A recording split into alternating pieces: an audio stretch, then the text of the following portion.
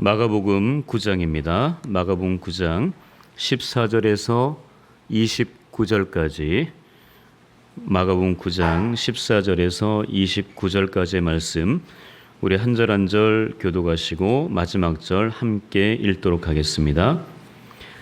이에 그들이 제자들에게 와서 보니 큰 무리가 그들을 둘러싸고 서기관들이 그들과 더불어 변론하고 있더라.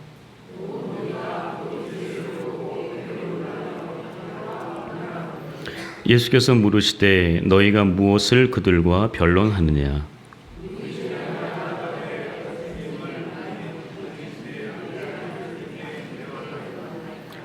귀신이 어디서든지 그를 잡으면 거꾸러져 거품을 흘리며 이를 갈며 그리고 파리해지는지라. 내가 선생님의 제자들에게 내쫓아달라 하였으나 그들이 능히 하지 못하더이다.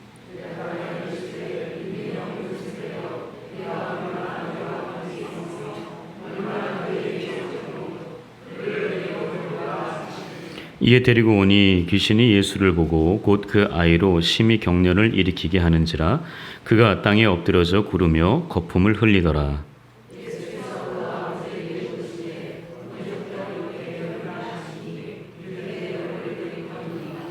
귀신이 그를 죽이려고 불과 물에 자주 던졌나이다. 그러나 무엇을 하실 수 있거든 우리를 불쌍히 여기사 도와주옵소서.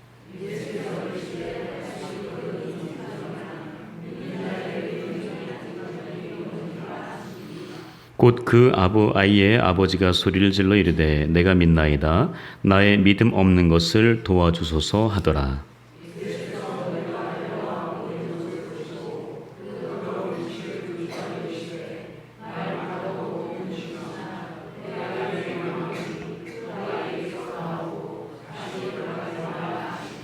귀신이 소리 지르며 아이로 심히 격려를 일으키게 하고 나가니 그 아이가 죽은 것 같이 되어 많은 사람이 말하기를 죽었다 하나 집에 들어가심에 제자들이 조용히 묻자오되 우리는 어찌하여 능히 그 귀신을 쫓아내지 못하였나이까? 이르시되 기도 외에 다른 곳으로는 이런 종류가 나갈 수 없느니라 하시니라. 이는 하나님의 말씀입니다. 아멘. 오늘 이 밤 이렇게 함께 예배할 수 있는 이 자리에 오셔서 너무나 감사드립니다. 하나님의 은혜와 축복이 오늘 이 밤 가득할 수 있기를 간절히 바랍니다. 아멘.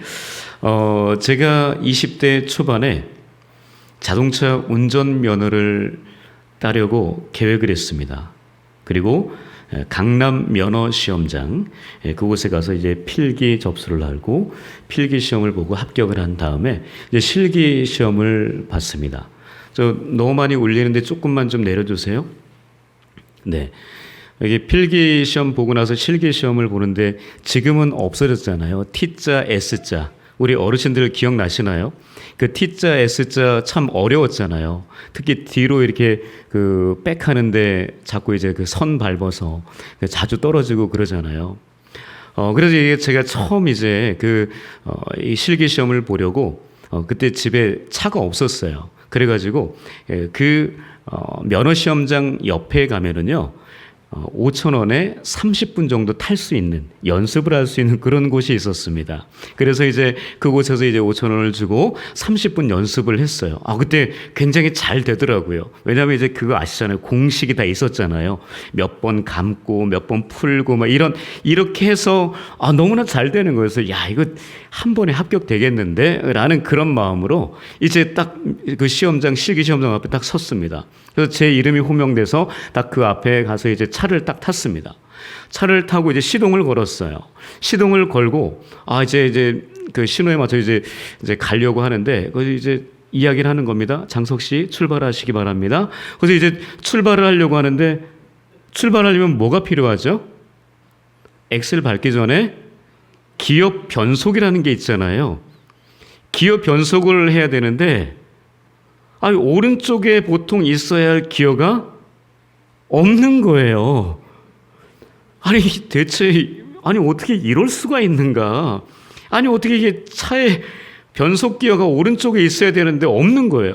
너무나 당황했죠.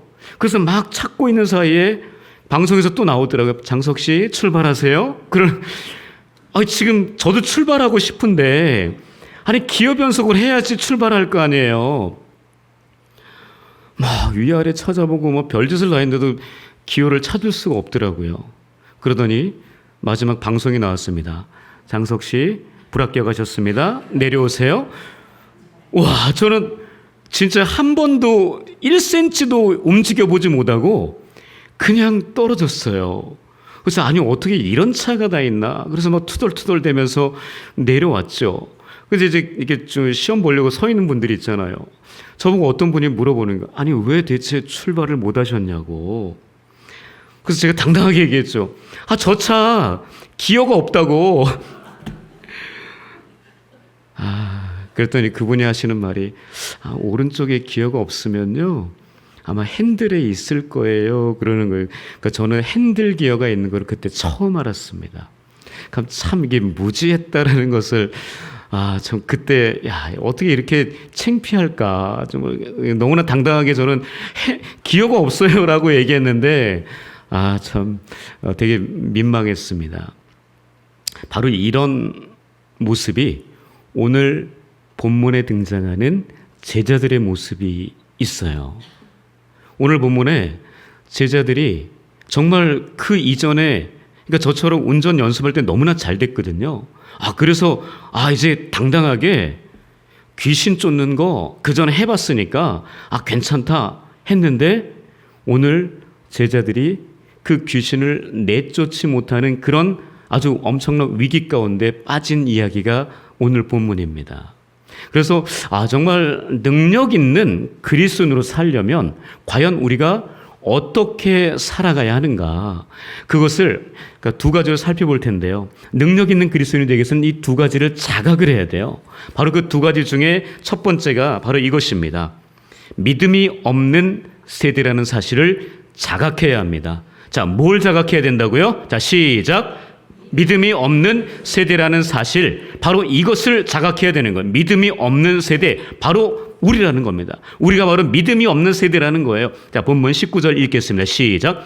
대답하여 이르시되 믿음이 없는 세대여, 내가 얼마나 너희와 함께 있으며 얼마나 너희에게 참으리요, 그를 내게로 데려오라 하시매. 지금 예수님이 하시는 말씀이에요. 저 말을 누구에게 한 걸까요? 누구에게 지금 믿음이 없는 세대라고 이야기한 걸까요? 바로 제자들이죠. 아니, 그 9명의 제자들, 그 이전에 분명히 하나님께서 능력도 허락하셔서 이 사람들이 어떻게 했어요? 가서 두세 사람씩 가서 주의 이름으로 귀신을 내쫓았다니까요. 그 이전에 분명히 그런 일을 감당했어요. 안 해본 게 아니에요. 여러 가지 능력 있는 일들을 다 감당했는데 지금은 그게 안 되는 거예요. 바로 그 모습을 보며 주님이 하시는 말씀이 믿음이 없는 세대라고 이야기합니다. 예전부터 믿음이 없는 게 아니었습니다. 정말 능력 있게 그 모든 것을 증거하며 지금까지 왔던 제자들이에요. 물론 여기에 베드로, 야고보, 요한은 없어요. 이 세 명의 제자는 그 이전에 어디 있었어요? 바로 예수님과 변화산에 있었습니다. 예수님께서 기도하실 때 변화되는 그 모습을 보고 베드로가 뭐라고 그랬어요? 주여, 이곳에 초막셋을 지읍시다. 그래서 하나는 모세를 위하여, 하나는 엘리야를 위하여, 하나는 주님을 위하여. 그걸 짓자는 거예요. 그럼 지네들은 어떻게 하겠다는 거예요? 지네들은 그냥 알아서 살겠다는 겁니까? 바로 그런 상황 가운데에서 예수님은 산 아래에서 어떤 일이 벌어지고 있는지 지금 알고 계셨던 거예요. 바로 지금 제자들이, 9명의 남은 제자들이 고난과 고통과 아픔과 그런 위기 속에서 지금 정신을 못 차리고 있는 것을 알고 계셨습니다. 그래서 그들을 데리고 산 아래로 내려가셨던 거죠. 산 아래로 내려가서 주님 물어보십니다. 야, 대체 무슨 일이냐? 니네들 서기관들과 왜 변론을 하고 있어? 이렇게 물어본 거예요. 그랬더니 제자들이 우물쭈물 말도 못하는 겁니다. 지금 주님도 다 상황들 아시니까. 그랬더니 그 귀신 들린 아이의 아버지가 나타나서 이야기해요. 주님, 당신네 제자들에게 내가 내 아들이 지금 귀신이 들려서 말 못하는 이 귀신 들린 이 아들을 좀 고쳐달라고, 귀신을 좀 내쫓아달라고 이렇게 데리고 왔는데 당신네 제자들이 이것을 해결하지 못하고 지금 쩔쩔매고 있나이다, 이렇게 얘기를 하는 겁니다. 그래서 주님 마음이 너무 불편했던 거예요. 그래서 그 제자들을 향해서 믿음이 없는 세대라고 이야기한 겁니다. 여러분, 믿음이 있으십니까? 믿음이 있으세요? 과연 정말 능력 있는 그리스도인으로 살아갈 만한 믿음이 있냐는 얘기죠. 그런데 지금 오늘 본문에서는 이 지금 마가복음, 여기에서는 지금 믿음이 없는 세대라고 나오잖아요. 그런데 평행구절 마태복음 17장 그리고 누가복음 9장에 가면은요, 이 동일한 본문이 등장하거든요. 이 동일한 본문이 등장하는데 거기에 예수님이 수식어 하나를 더 붙였어요. 보시죠. 뭐라고 써 있어요? 믿음이 없고 패역한 세대. 하나 더 붙이셨어요. 믿음이 없는 세대라고 마가는 그렇게 얘기했는데 지금 마태와 누가는 거기에 패역한 세대라고 하나 더 붙였다는 거예요. 그러니까 지금 더 심하다는 얘기입니다. 패역이란 말이 뭔지 아시나요? 패역, 바로 바른 길을 굽게 하는 그런 사람을 이야기해요. 그러니까 진리를 꼬부라지게 만드는 그런 나쁜 그런 모습들을 이야기하는 겁니다. 바로 분명히 하나님의 말씀, 예수 그리스도의 그 말씀, 진리의 말씀을 들었는데 그 말씀을 제대로 증거하지 못하고 제대로 그 능력 있게 살아내지 못하는 그 모습을 보고 믿음이 없고 배역한 세대라고 그렇게 이야기를 하더란 얘기입니다. 과연 우리들의 모습은 어떻습니까? 바로 예수 그리스도께서 우리에게 진짜 보여주신 그 믿음의 그 모습들, 말씀들, 그 진리의 그 모든 선포들에 대해서 과연 나는 정말 구부러지지 않고 정말 주님께서 말하신 그대로, 직선 그대로 잘 펼쳐내고 있는가? 어쩌면 내 인생 가운데 그 말씀이 들어와서 혹시 구부러지진 않았는가? 그게 바로 패역한 모습이거든요. 그 말씀이 직선으로 가야 되는데 그 말씀이 가다가 꺾였단 말이죠. 오른쪽으로 꺾이든 왼쪽으로 꺾이든 아니면 위로 솟든 직진을 해야 되는데 자꾸만 꺾어져 버린 그런 모습들, 바로 그것이 패역의 모습이다라고 이야기합니다. 과연 우리들의 믿음의 상태는 어떻습니까? 직선으로 잘 뻗어 있습니까? 우리의 믿음의 상태를 잘 봐야 할 것입니다.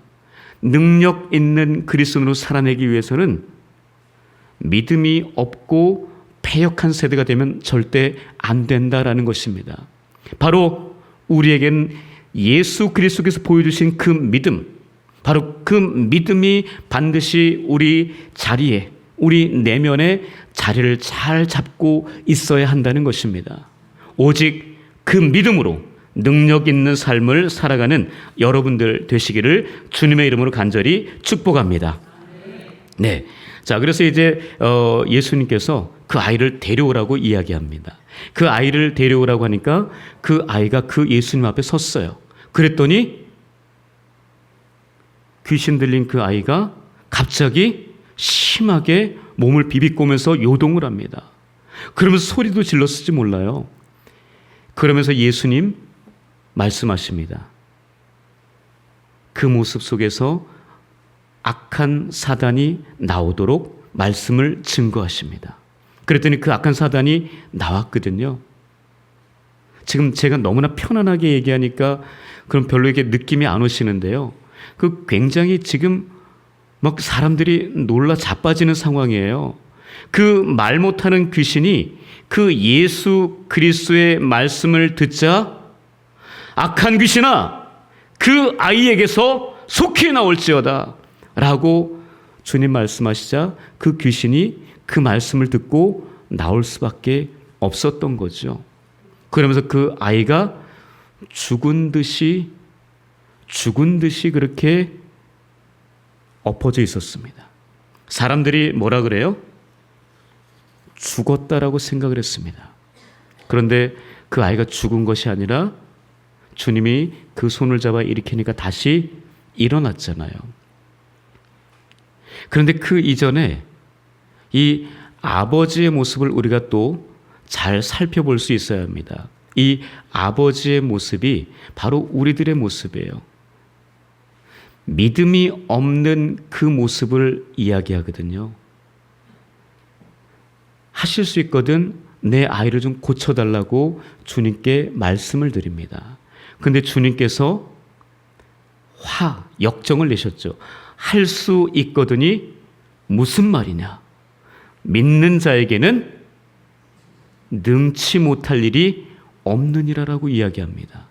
할 수 있거든이 무슨 말이냐? 믿는 자에게는 능치 못함이 없다라고 분명하게 말씀하십니다. 아니, 할 수 있으면 주님 고쳐주세요. 그 이야기는 아니 못하면 하지 말고요. 이거 아니에요? 그러니까 믿음이 있는 거예요, 없는 거예요? 지금 없는 거를 이야기하는 거예요. 그 예수님이 그 얘기를 듣자 바로 그렇게 말씀하신 거예요. 무슨 말이냐? 할 수 있다. 믿는 자에겐 능치 못할 일이 없다라고 분명하게 말씀하십니다. 그런 이야기를 하자 이 아버지가 그 바로 앞에 엎드립니다. 그러면서 주여 나의 믿음 없음을 용서해 달라고 그렇게 주님 앞에 고백합니다. 나의 믿음 없음을 용서해 달라고.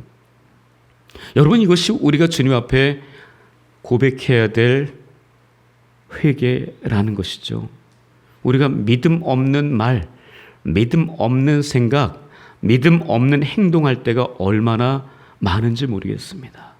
바로 그 믿음 없는 그 모습 때문에 우리 주님 너무나 아파하신다는 거죠. 그래서 믿음이 없는 세대요, 믿음이 없고 배역한 세대라고 주님이 꾸짖을 수밖에 없다라는 거죠. 그렇게 주님 따라다닐 때 아무런 티가 안 났는데 주님 따라다니지 않고 그냥 놔두니까 바로 그런 모습이 되더란 얘기입니다. 교회 안에 있을 때는 믿음이 있는 것 같아요. 내가 기도할 때는, 이 자리에 있을 때는, 예배당에 있을 때는, 찬양할 때는 믿음이 있는 것 같아요. 그러나 교회 밖으로 나가면 믿음이 없는 그런 모습들이 우리 가운데 존재할 수 있다는 겁니다.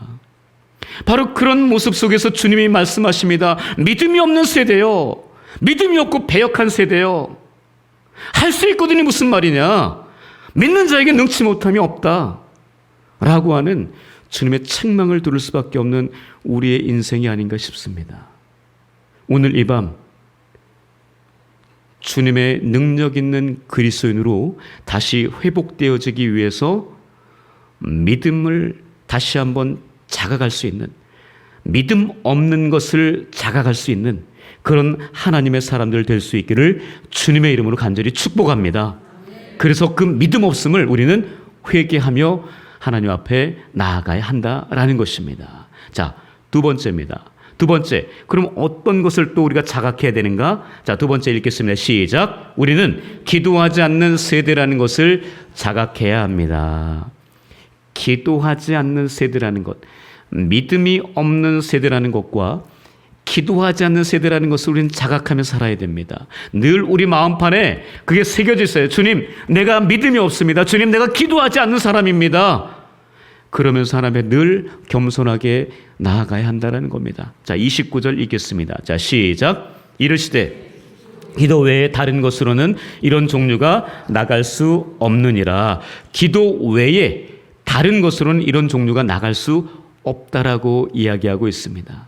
바로 기도가 무엇보다 중요하다는 거죠. 어떤 사본에는요, 그러니까 이제 우리가 뭐 파피루스 사본, 뭐 알렉산드리아 사본, 이게 성경 사본들이거든요. 원본이 있고 사본이 있는데 그 사본들에서는요, 기도 외에 다른 것으로 여기 하나가 더 첨가되어 있어요. 바로 기도와 금식.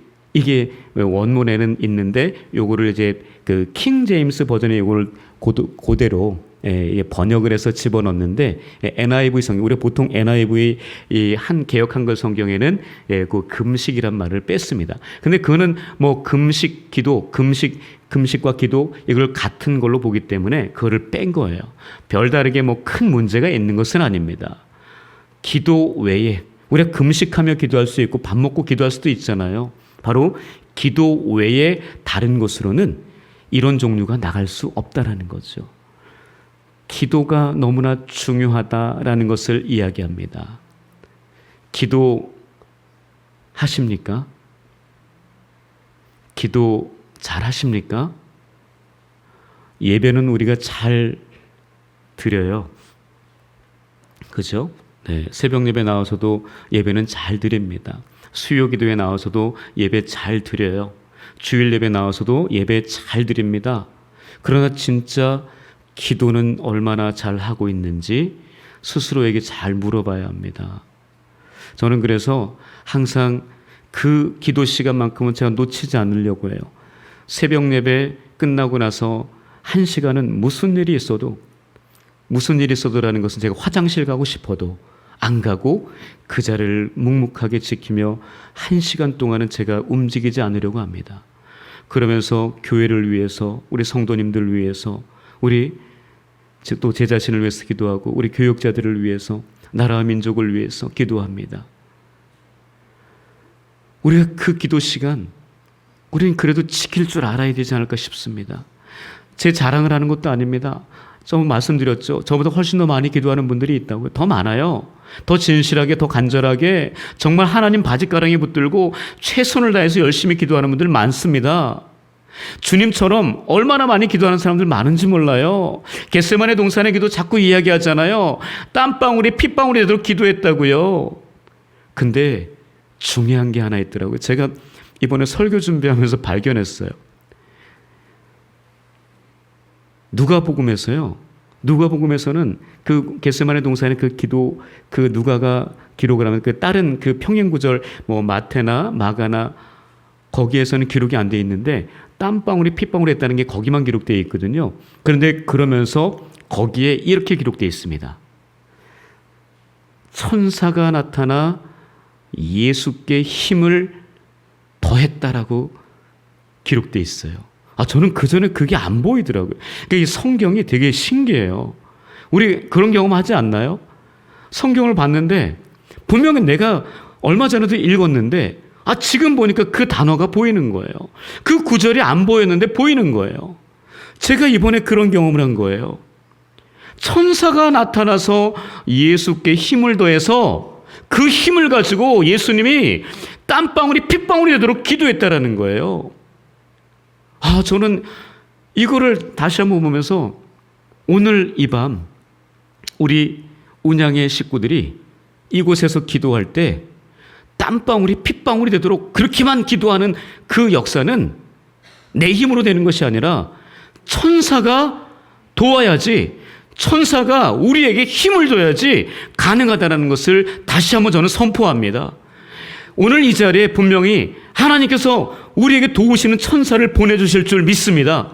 한 사람 한 사람 각자 머리 위에 분명히 그 옆에서 기도할 수 있도록 도와주시는 천사가 함께할 줄 믿습니다. 그래서 우리가 땀방울이 핏방울이 되도록 기도할 수 있게 만들어 가신다라는 거예요. 기도하지 않는 것을 자각하는 것, 이것이 얼마나 중요한지 몰라요. 내가 기도 많이 하고 있어. 내가 믿음이 많아. 나는 패역한 세대 절대 아니야. 라고 착각하는 사람들, 여러분 아시죠? 착각은 커트라인이 없습니다. 자기 마음대로 하는 거예요. 끝까지 어떤 상황이 착각은 커트라인이 없어요. 그러니까 우리가 하나님 앞에서 우리의 믿음 착각하면 안 됩니다. 우리가 기도하는 것 착각하면 안 돼요. 내가 믿음 있는 사람이다. 내가 운양교회 70년 됐어. 60년 됐어. 50년 아니 40년. 그게 중요한 게 아니잖아요. 지금 현재 믿음이 있느냐, 그게 중요한 거 아니겠습니까? 제자들이 왜 지금 귀신을 쫓아내지 못했는지 분명하게 주님 말씀하시는 게 뭐예요? 지금 현재적인 믿음이 없다는 거예요. 지금 현재적인 기도를 하지 않는다는 거예요. 기도 어제 한 거 가지고 오늘을 살려고 하면 안 된다는 거죠. 어제 믿음으로 오늘을 살려고 하는 그 믿음 안 된다는 거예요. 어제는 어제로 끝난 거예요. 어제 기도로, 어제 믿음으로 끝난 거지, 오늘 가지고 오늘을 살아가는 그 믿음, 오늘을 가지고 살아가는 그 기도가 필요한 거지. 자꾸만 어제 거 우려먹는 거 좀 그만해야 됩니다. 내가 예전에 내가 운양교회에서 얼마나 헌신하고 봉사했는지 몰라. 내가 운양교회에서 얼마나 내가 충성봉사했는데, 내가 얼마나 많이 헌금했는데, 내가 얼마나 많이 은혜를 받았는데, 얼마나 많이 기도했는데, 얼마나 내가 많은 믿음의 행위를 했는데, 이렇게 이야기하시면 안 돼요. 그거는 그냥 지나간 거예요. 이제는 이전 것은 지나갔으니 보라 새 것이 되었다라고 이야기하잖아요. 새 것이 됐는데 왜 자꾸만 옛날 거를 끄집어내가지고 뭐 추억놀이 하는 것도 아니고, 그래서는 안 되거든요. 이제는 오늘의 믿음, 내일도 아니에요. 내일은 내일 믿음이 하는 거예요. 오늘의 믿음을 가지고 살아가는 겁니다. 오늘의 기도를 가지고 살아가는 거예요. 그것이 하나님께서 우리에게 말하는 현재적인 믿음이다라고 이야기하고 있습니다. 다음에 믿는 거, 이건 뭐가 중요해요? 안 중요해요. 과거에 믿은 거 안 중요합니다. 내가 나중에 믿을게. 나 옛날에 잘 믿었어. 이거 중요하지 않아요. 지금이 중요한 겁니다. 지금 바로 내가 믿고 있는 거, 내가 지금 기도하고 있는 거, 그게 중요한 거예요. 현재적 믿음으로 사시기를 축복합니다. 미래의 믿음, 미래의 어떤 기도, 과거의 믿음, 과거의 기도, 이건 전혀 쓸데없는 거예요. 지금, 오늘 이 시간, 오늘 이 밤, 오늘이 중요한 거예요. 오늘 이 밤 하나님 앞에 믿음을 달라고, 오늘 이 밤 주님 앞에 내가 더 기도할 수 있게 해달라고, 주님 천사를 좀 보내주십시오. 물질의 천사, 내 삶의 뭐 합격의 천사, 이거 말고 지금 기도할 수 있도록 천사를 좀 보내달라고, 내 기도의 문이 열리도록 천사를 좀 보내주시라고, 땀방울이 핏방울이 되도록 전심을 다해 기도할 수 있도록 나를 도와주는 힘을 주는 천사를 보내게 해달라고, 그렇게 우리가 하나님 앞에 기도해야 되지 않을까, 그렇게 간구해야 되지 않을까 싶습니다.